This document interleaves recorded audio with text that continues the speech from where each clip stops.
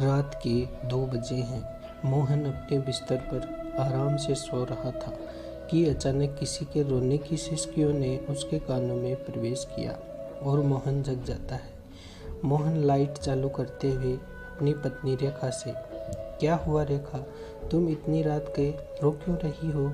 रेखा आंसुओं से तरबतर आंखों के साथ, कुछ नहीं जी, बस ऐसे ही नींद नहीं आ रही थी। रह रह कर बस यही मन कर रहा है कि आपके सीने में मुंह छुपाकर रोती रहूं।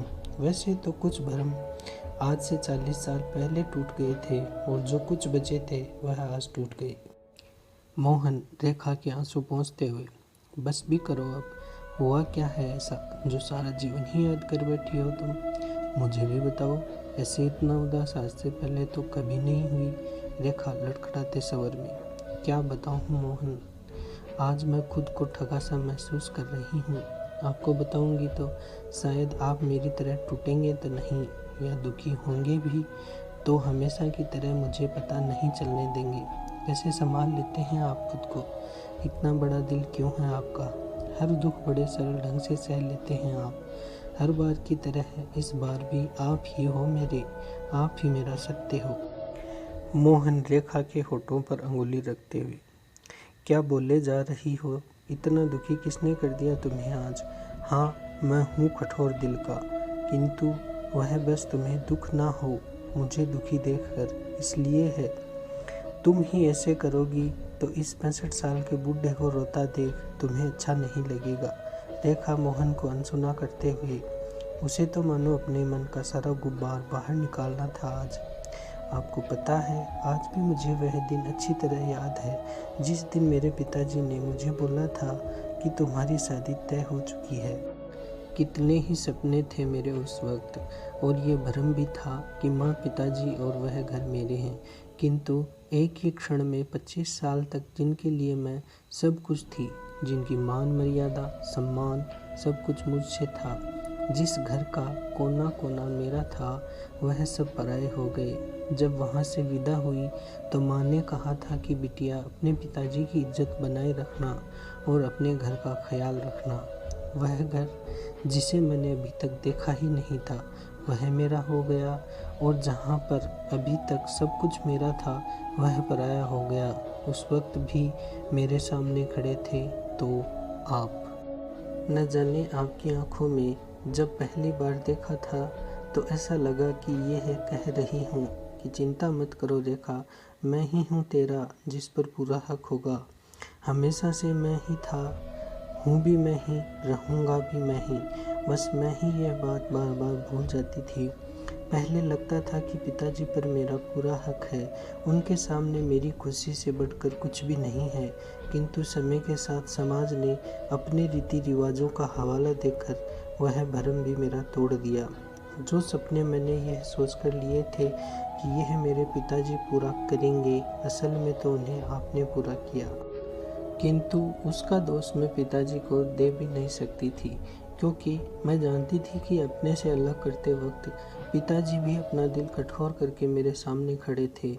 मुझे अपने से दूर करना उनकी मजबूरी थी, और उस मजबूरी का मैंने भी सम्मान बनाए रखा, कभी उन्हें दोषी नहीं ठहराया। मोहन समझाते हुए, तुम रोना बंद करो पहले, और बातें करनी ही हैं तो आराम से भी कर सकते हैं ना, ऐसे मुझसे नहीं देखा जाता तुम्हें। रेखा, कुछ संभल कर, माफ़ करना, आज रो लेने दीजिए मुझको, ताकि मन हल्का हो जाए मेरा।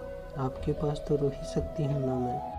मोहन फिर से रेखा के आंसू पोंछते हुए, किंतु आज हुआ क्या है रेखा, आज उम्र के इस पड़ाव में यह एहसास हुआ है कि मेरे लिए अच्छा सोचने वाला, मेरी हर खुशी का ध्यान रखने वाला मनुष्य केवल और केवल एक ही है, और वह है सिर्फ आप मोहन। और ऐसा क्यों लगने लगा है आज अचानक से? बेटे बहू ने तुमसे मिलने आने के लिए फिर से मना कर दिया, या कोई और बात है? अब बता भी दो रेखा। आपको याद है जब मैंने नौकरी करने की इच्छा रखी थी तो कैसे सब मेरे खिलाफ हो गए थे। सब कहते थे कि मोहन इतना अच्छा खासा कमाता है, तुझे क्या ज़रूरत है नौकरी की। यहाँ तक कि मेरी माँ, पिताजी ने भी मेरा विरोध किया था, किंतु महज मेरी खुशी के लिए आपने सबके खिलाफ जाकर मुझे नौकरी करने दी। फिर हमारे बच्चे हुए, उन्हें खुशी खुशी इतनी अच्छी शिक्षा दी, हमने बेहतरीन कॉलेज करवाई और उन्हें उनके पैरों पर खड़ा किया। दो बेटियां और एक बेटा है मेरे। कितना गुरूर था मुझे अपनी औलाद पर कि मेरे बच्चे इतनी अच्छी जगहों पर पढ़े लिखे हैं, अच्छी खासी नौकरियां करते हैं। मुझे और क्या ही चाहिए ईश्वर से। फिर इनकी शादियां करी, मेरे अरमानों को आपने बखूबी पूरा किया। सोचा था कि 2 बेटियां हैं, जब मैं चाहूँगी मेरे पास कम से कम एक तो आ ही जाएगी, किंतु नहीं हुआ ऐसा भी। गृहस्थी ने मेरी ही तरह उन्हें भी जकड़ ही लिया। मैंने उन्हें भी दोष नहीं दिया, क्योंकि यह सब मेरे साथ भी हो ही चुका था। बेटे बहू भी कितने अच्छे हैं हमारे, मोहन टोकते हुए। तो हो क्या गया है फिर आज? रेखा मोहन की आंखों में आंखें डालकर, आज जो हुआ है वह तो मैं आपको बताऊंगी ही, किंतु आपको भी कुछ सच सच बताना होगा मुझे आज। मोहन रेखा के मुंह को अपने हाथों में लेकर, हाँ जरूर, कभी तुमसे कुछ झूठ बोल पाया हूँ मैं भला? रेखा, सच सच बताना, जैसे मेरे बच्चे मुझे लगते हैं, क्या वह सच में उतने ही अच्छे हैं? मोहन आश्चर्य से रेखा की आंखों में देखकर, क्या मतलब है तुम्हारा? सब कितने प्यारे हैं, और यह कैसे प्रश्न पूछ रही हो तुम मुझसे आज? रेखा फिर से लड़खड़ाते स्वर में, कितने प्यारे हैं बताइए? मोहन संकोच भरी निगाह से, बहुत प्यारे हैं, इस संसार में सबसे प्यारे हैं। ऐसा तो हम भी नहीं थे हमारे माँ पिताजी के लिए। रेखा, वही तो, हम तो ऐसे नहीं थे। इतने बुरे संस्कार दिए थे क्या मैंने अपने बच्चों को? रेखा फिर फूट फूट कर रोने लगती है। अब मोहन का मन भी उदास हो गया था, उससे कुछ बोल पाना संभव नहीं था। मोहन शांत होने का दिखावा करते हुए, रेखा रुको तो, अब सच सच बताओ, क्या छुपा रही हो तुम? रेखा टेबल की दराज से एक पुराना मोबाइल फ़ोन लाकर मोहन को देते हुए, आपने अकेले इतना कुछ झेला और मुझे कुछ भनक तक ना लगी? कैसे? इतना प्यार, वह भी बिना कुछ जताए। इनके लिए मैं आपसे लड़ती थी, कितनी पागल थी मैं।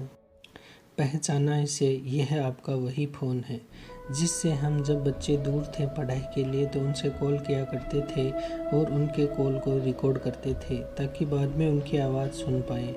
आज सुबह आपके जाने के बाद जब मैंने हमारे पुराने कपड़े निकाले संदूक से तो उनमें यह भी पड़ा मिला। मैंने इसकी बैटरी चार्ज करके जब इसमें कॉल रिकॉर्ड निकाले तो मेरी दुनिया ही बदल गई। मोहन, ऐसा क्या सुना है तुमने? रेखा, अच्छा तो अभी भी आपको झूठी बोलना है? चलिए मैं ही पूछ लेती हूँ, आप अभी 65 के हैं या 68 के? मैं अभी 62 की हूँ या 65 की? और यदि मैं 65 की हूँ तो मेरे जीवन के 3 साल कहाँ गए? आपने कहा था कि मेरा एक्सीडेंट हुआ था और मुझे पिछले 3 महीने का कुछ भी याद नहीं था जब मैं होश में आई तो। लेकिन आपके सिवाय मेरा कोई अपना, मेरे बच्चे, कोई भी क्यों नहीं था उस वक्त मेरे पास?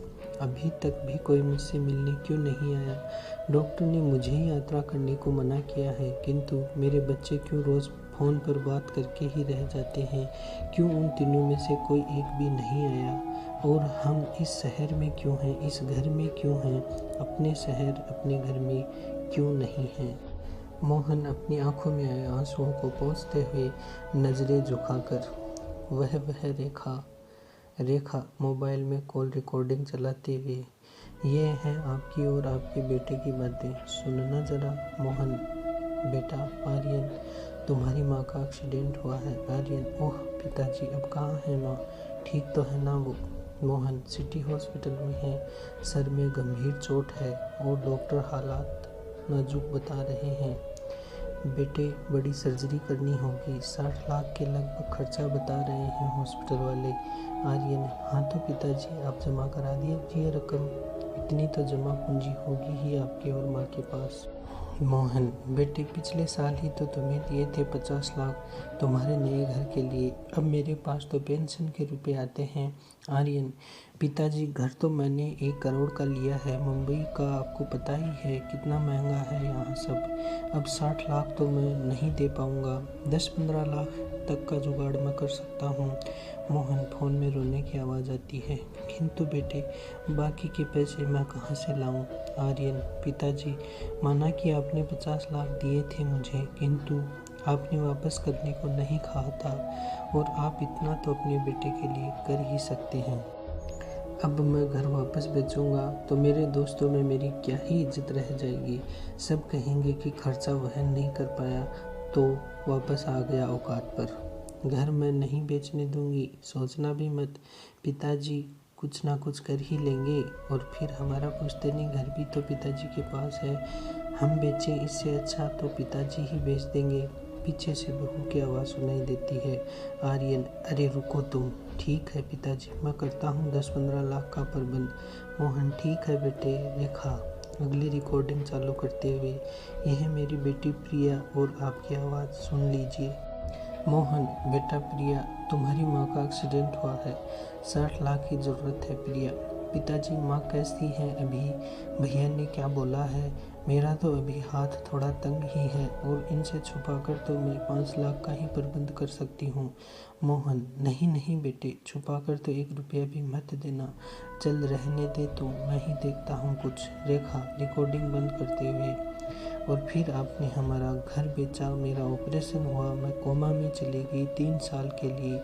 क्यों यही सब हुआ था? मोहन लड़खड़ाते स्वर में, हाँ हाँ। रेखा फिर से रिकॉर्डिंग चालू करते हुए, नहीं नहीं, अभी तो और भी बहुत कुछ बाकी है, ये सुनिए। मोहन, आर्यन, ऑपरेशन तो हो चुका है, किंतु रेखा कोमा में है। हॉस्पिटल का खर्चा बहुत है। घर भी मैंने बेच दिया है। तो एक काम कर, मुंबई का पता भेज मुझे, मैं वहीं लेकर आ जाता हूँ तेरी माँ को। आर्यन, पिताजी, मैं भी यही चाहता हूँ, किंतु इससे हमारी दिनचर्या तो पूर्ण रूप से बिगड़ जाएगी। माँ का इतना काम होगा वह भी हमसे नहीं हो पाएगा, और माँ कोमा में कितने समय के लिए रह जाए यह भी कोई कह नहीं सकता है। मैं कुछ पैसे भेज देता हूँ, आप वहीं कोई छोटा मकान खरीद लीजिए, और पेंशन तो आ ही रही है, कोई छोटी मोटी नौकरी और कर लीजिए। यहाँ तो आप लोगों का रहना कठिन हो जाएगा। रेखा रिकॉर्डिंग बंद करके मोहन के गालों पर गिरते आंसुओं को पोंछते हुए, मोहन, इतना सब अकेले अकेले ही सह लिया आपने, और मुझे एहसास ही नहीं होने दिया। आज यह सब सुनने के बाद दोपहर को मैंने आपकी नौकरी का भी पता लगा लिया है। यह बूढ़ा आदमी दिन भर बैंक के बाहर सिक्योरिटी गार्ड का काम करता है, और मुझे कोई नया बिजनेस शुरू किया है यह कहता है।